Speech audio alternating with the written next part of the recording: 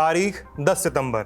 America के Utah राज्य के एक कॉलेज का लॉन, दिन का समय, हजारों की तादाद में स्टूडेंट्स, साफ नीला आसमान। ये लोग राजनीति पर डिबेट सुनने के लिए जमा हुए थे। केंद्र में था एक शख्स जो कंजर्वेटिव कैंपस पॉलिटिक्स के सबसे पसंदीदा चेहरों में से एक था। वो अमेरिकी राष्ट्रपति डोनाल्ड ट्रंप के साथ उठता बैठता था, व्हाइट हाउस में आना जाना था। इवेंट की शुरुआत उसके स्वागत से हुई। मंच पे वाद विवाद शुरू हुआ। सब एक एक करके अपना पक्ष रख रहे थे। कुछ लोग चीयर कर रहे थे, कुछ ऐसे भी थे जो विरोध में बूइंग कर रहे थे। सब ठीक ठाक चल रहा था, लेकिन 20 मिनट में यह माहौल अचानक से पलट गया। लोग जिसे सुनने आए थे उसे गोली मार दी गई। महज 31 साल के पॉलिटिकल एक्टिविस्ट चार्ली कर्क की गर्दन पे गोली लगी। अफरा तफरी मच गई। सहमे लोग इधर उधर भागने लगे।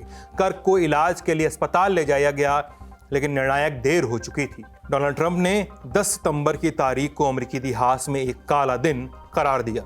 Charlie was a patriot who devoted his life to the cause of open debate and the country that he loved so much, the United States of America. He fought for liberty, democracy, justice, and the American people. He's a martyr for truth and freedom, and there's never been anyone who was so respected by youth. For years, those on the radical left have compared wonderful Americans like Charlie to Nazis and the world's worst mass murderers and criminals. This kind of rhetoric is directly responsible for the terrorism that we're seeing in our country today, and it must stop right now. Trump ने कर्क की तारीफ की और liberal नेताओं पर गुस्सा निकाला। कहा कि ऐसे लोगों की भाषा और बयानबाजी ही इस हत्या की वजह है। लेकिन क्या सच में ऐसा है? और यदि नहीं, तो क्या है कर्क की हत्या के पीछे की असली वजह? गोली किसने चलाई और क्यों? ये घटना अमेरिका के गन कल्चर और पॉलिटिकल वायलेंस के बारे में क्या कहती है? आज हम इन्हीं मुद्दों पे बात करेंगे। ये भी जानेंगे कि कर्क और ट्रंप की दोस्ती क्या है और कैसी है। नमस्ते, हम हैं सिद्धांत और आप देख रहे हैं लल्लन टॉप का अंतर्राष्ट्रीय प्रसंगों से जुड़ा रोजाना का कार्यक्रम दुनियादारी।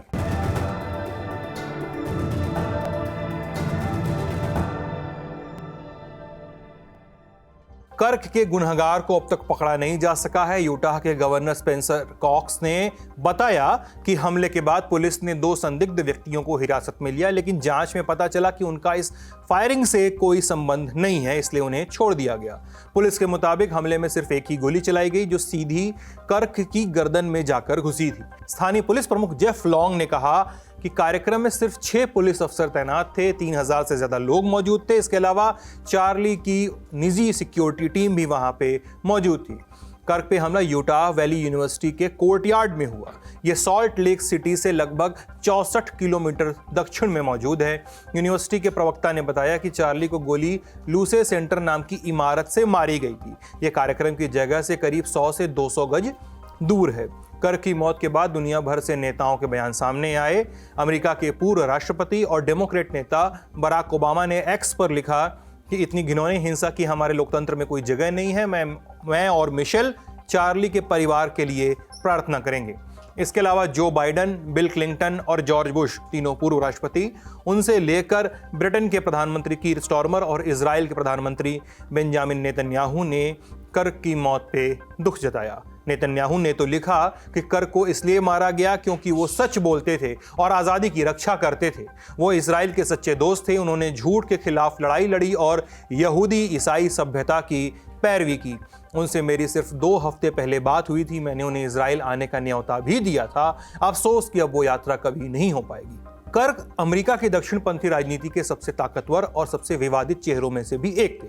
अपने समर्थकों के लिए वो अभिव्यक्ति की आज़ादी के रक्षक थे, तो आलोचकों के लिए वो सिर्फ एक भड़काऊ नेता थे जो अस्थिरता की ताकत से अपने आप को पाते थे। उनकी हत्या के बाद सोशल मीडिया पर उनका एक पुराना बयान वायरल हो रहा है। बयान है यूएस में गन कल्चर को लेकर।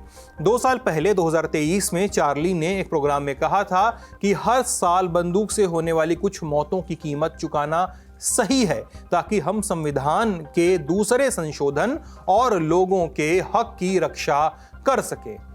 सोशल मीडिया का रुख करें तो कुछ लोग कर्क की मौत पे खुशी भी जता रहे हैं, कह रहे हैं कि उन्हें यही मिलना चाहिए था। वहीं दूसरी तरफ दक्षिणपंथियों ने समय बीतने के साथ राजनीतिक हिसाब चुकाने की बातें शुरू कर दी हैं।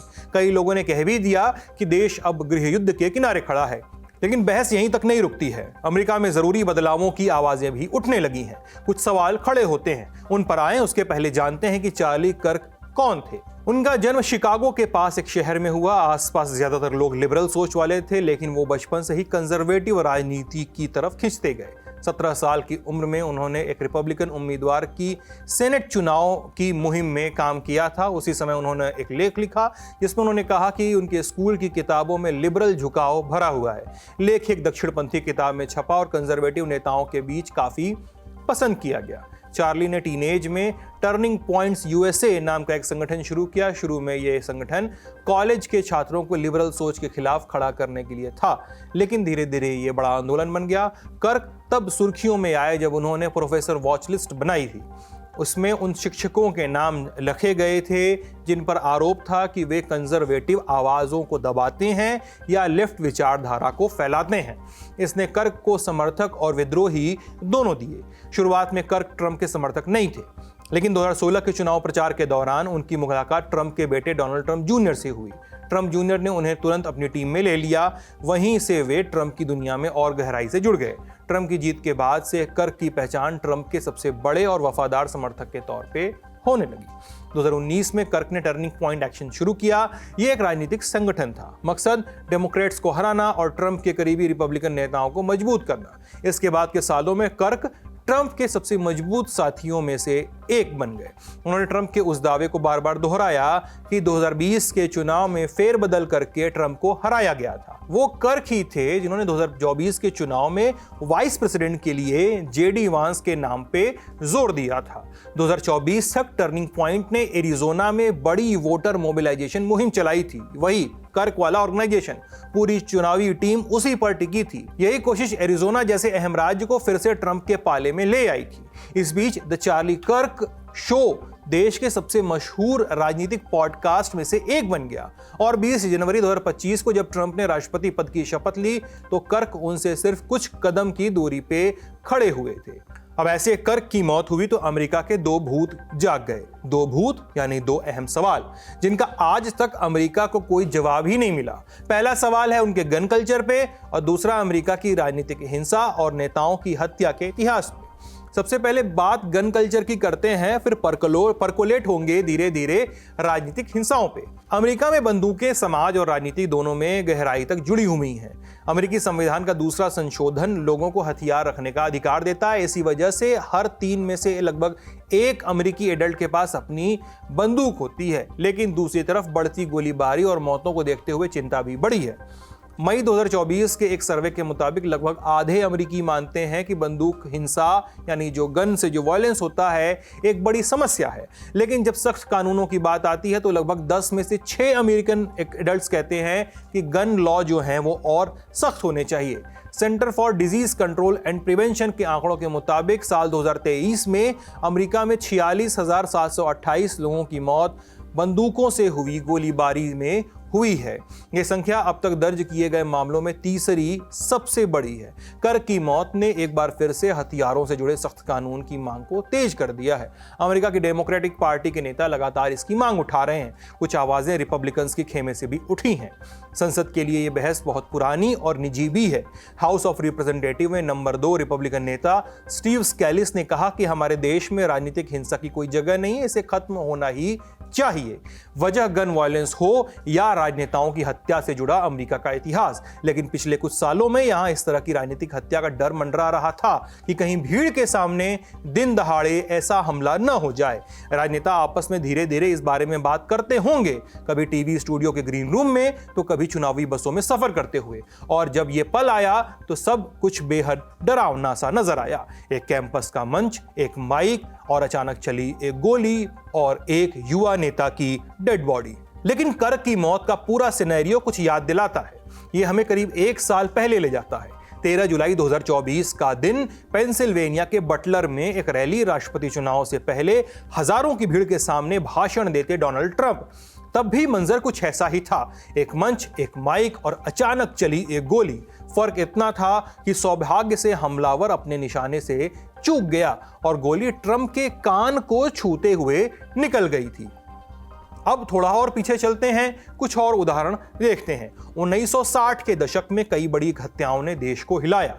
लिस्ट में राष्ट्रपति केनेडी से लेकर मार्टिन लूथर किंग तक का नाम शामिल है।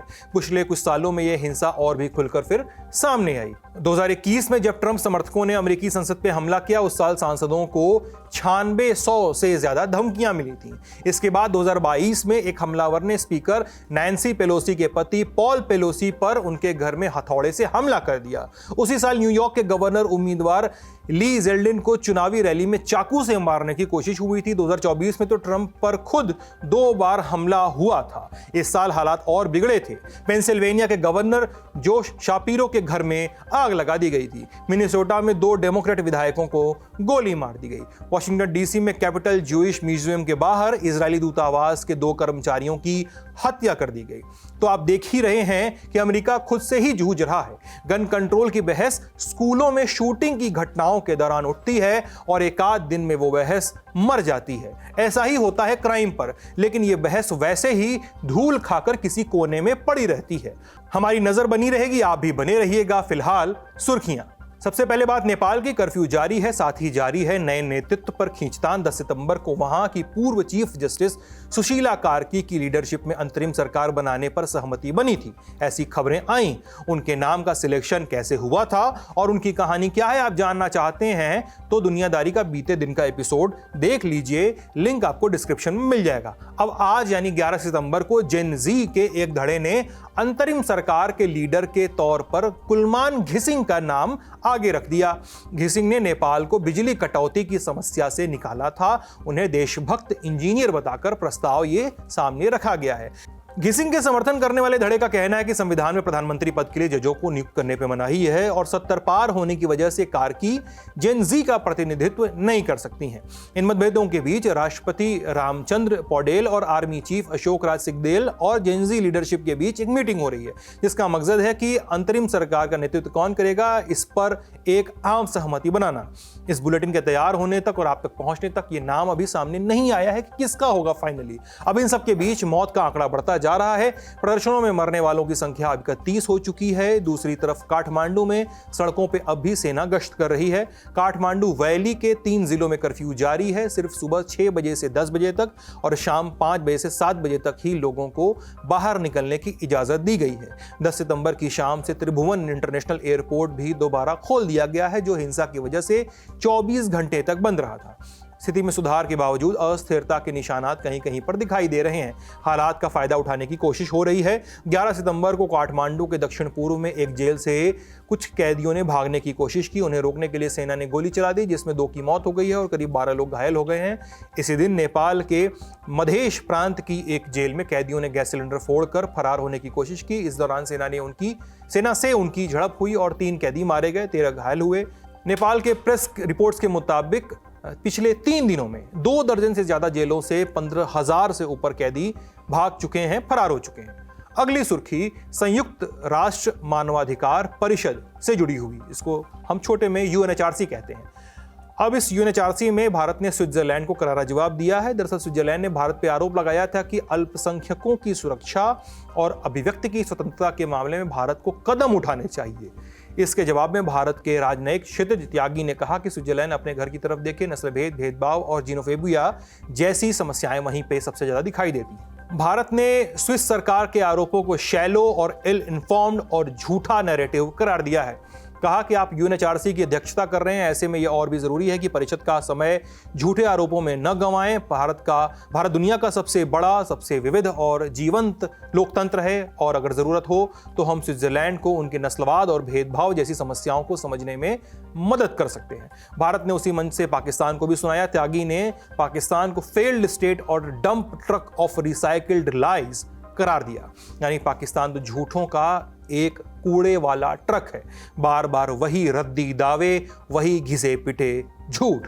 अगली सुर्खी ब्रिटेन से। वहां के प्रधानमंत्री कीर स्टारमर ने अमेरिका में यूके के राजदूत पीटर मांडेलसन को पद से हटा दिया है। मांडेलसन पर लंबे समय से जेफरी एप्स्टीन के साथ रिश्तों को लेकर सवाल उठाए जा रहे थे।